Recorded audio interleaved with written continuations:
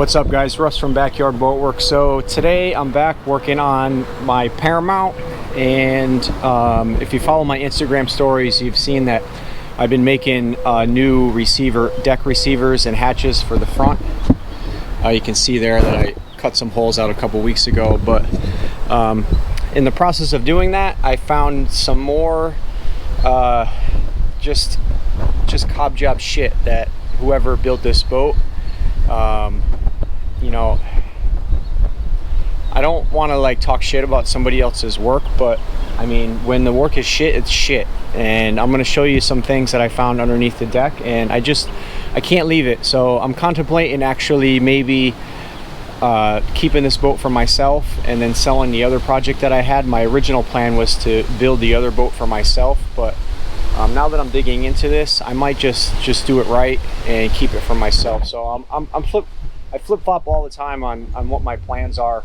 I still have my big 37-foot boat that it should be priority, so I'm thinking that maybe I should just kind of clean the slate with, you know, all the other little shit that I have laying around and put my effort back into the big boat so I can get that done. But enough about that.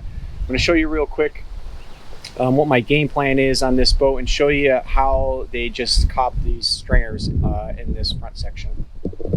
All right, so it might be hard to see, but this is the hatch area that they originally built. So when I started to cut this out, and I never really noticed it before, but you can see right here, this is just glass. So this stringer ends right here, and this is the bulkhead, and they just kind of put the glass in there and let it dry. So it's just one layer of 1708.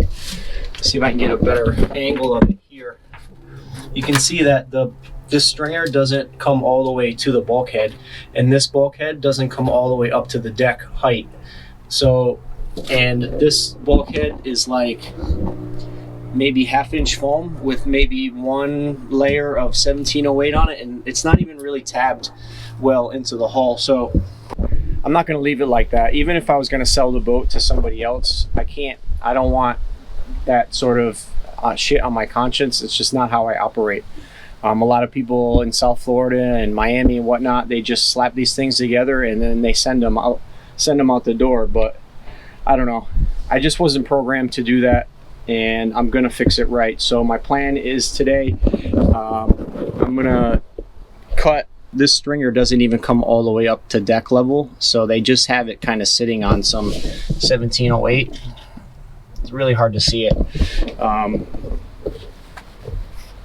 So my plan is to cut the glass to separate the deck from the stringer.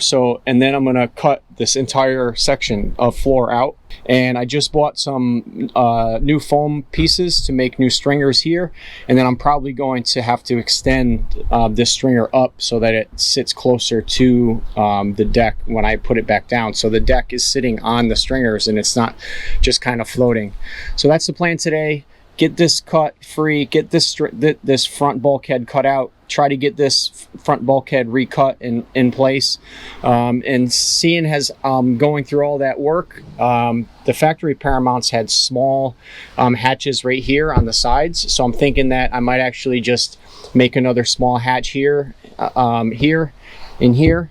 And obviously I have one here and I'm gonna have two here. So that's the plan.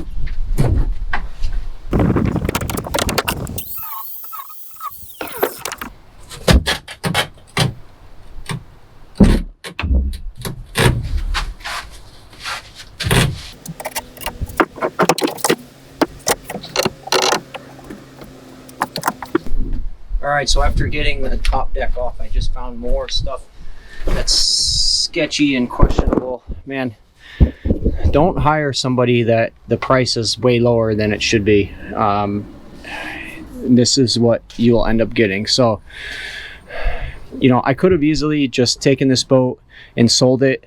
To be honest, I didn't realize that this was like this, and you could have used this boat for years. All this stuff is composite construction.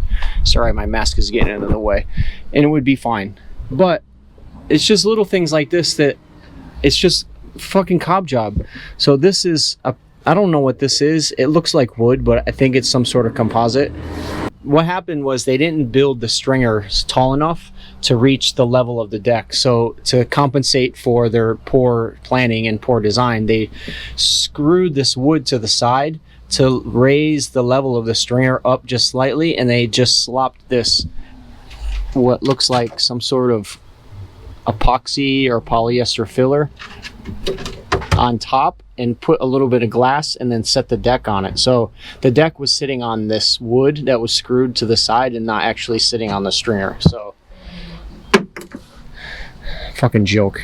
So you can see here that the stringer doesn't come all the way up to the height of the deck. It's easily 4 inches short.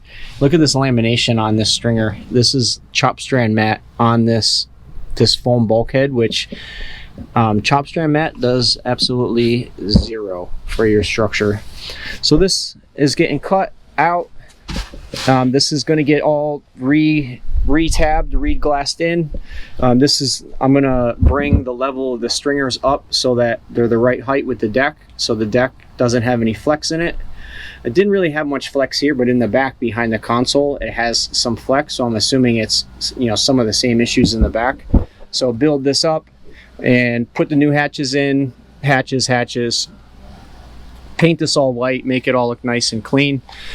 Fix this bulkhead here as well. I'm gonna keep going.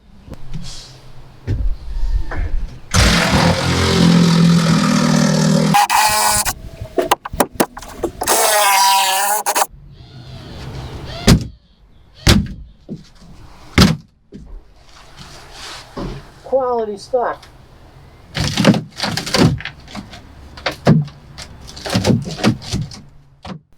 So I really couldn't believe how easy it was for me to lift this bulkhead out. You can see here that I pretty much pull it out by hand, and then I realized that that was the original plywood stringer in the center there, which makes absolutely no sense why you would go through all this work and then leave that little piece of plywood in the bulkhead.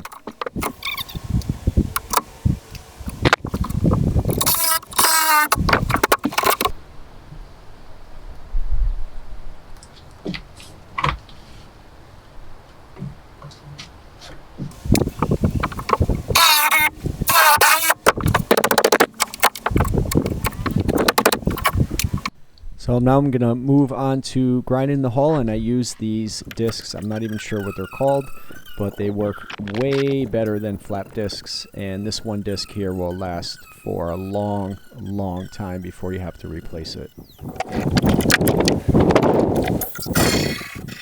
So another tool that I really like using is my Makita mini belt sander, and I use it for a couple of reasons. One, it doesn't kick up as much dust as the grinder does, and two, the tip of the belt sander can get into pretty tight spaces, so it really comes in handy.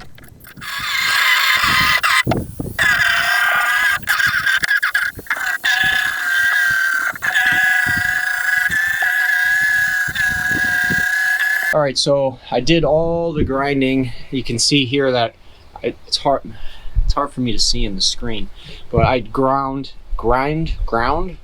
down most of the glass that was on the stringers here. You could see where there was some delamination, so I have a little bit left to touch up, to clean up, and I ground down to bare glass to here where you can see the gel coat line, so my tabbing will kind of end right there. Same over here, cleaned out where there was a lot of air pockets. You can see down here there's air pockets in the radius that they put, so I ground all that out. So I'm gonna have to replace those radius, cut out that bulkhead. This I'm gonna have to try to relocate. So there was a bulkhead, a short bulkhead right here that was more or less just holding this foam back. So I'm gonna replace this bulkhead with something a little bit better. All right, so today's game plan is to get all this re-glassed, tabbed into the hull, cut this bulkhead here, get that in place, get everything ready and prepped, cleaned for new glass.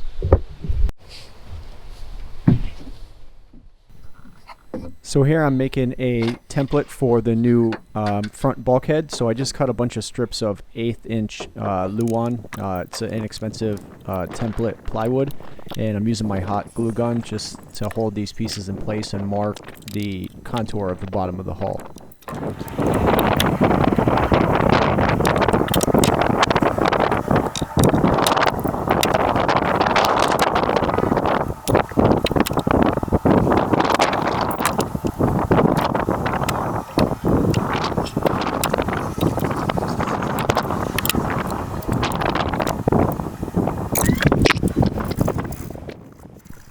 So after I had my wooden template made, I just laid it on this piece of polyester foam and traced the outline, and I'm using just a hacksaw blade to cut it out by hand. So there it is, all fit in place. Came out pretty good. It's pretty tight against the bottom of the hull, and because it's foam, I can just shave little pieces off here and there if I need to fine-tune the fit. So here I'm going to start laminating this foam bulkhead, and I'm using polyester resin with 2 sheets of 1708 biaxial. So here I'm just using a wet out roller just to move the resin around, so the roller doesn't really squish it out from underneath the glass. It just kind of moves it around and then saturates it pretty good. So here I'm laying the second coat of 1708. I'm just using my chip brush to roll it down flat, just so that I work out most of the air bubbles before I lay it down. So as always with polyester resins, you want to try to do all your layups while it's still tacky, wet on wet, and the more wet that it is, the better it'll be, so all the resins will cure together. If you let it dry, then you have to come back and sand it.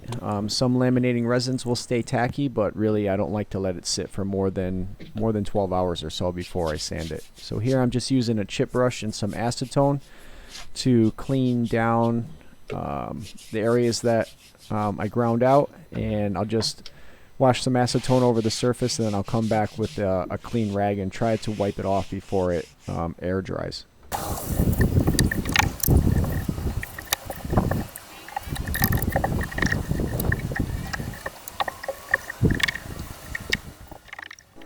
Alright, so once I got that all cleaned up, I started to get my resin ready and my glass ready to start laminating this piece of Coosa. So this is where I'm going to wrap up this video. Typically I would laminate this on a flat table and then move it over and finish rolling it out by hand on the piece, but because it's so hot, I did it this way. Just kind of laid the glass on there and then used the roller to transfer the resin onto the piece, and it worked out pretty well. So I'm just going to wrap this up today and continue with the next video, which I'll show you more of the tabbing of these stringers and tabbing in the new bulkhead. So appreciate it, guys. Be sure to check me out on Instagram, and see you in the next one.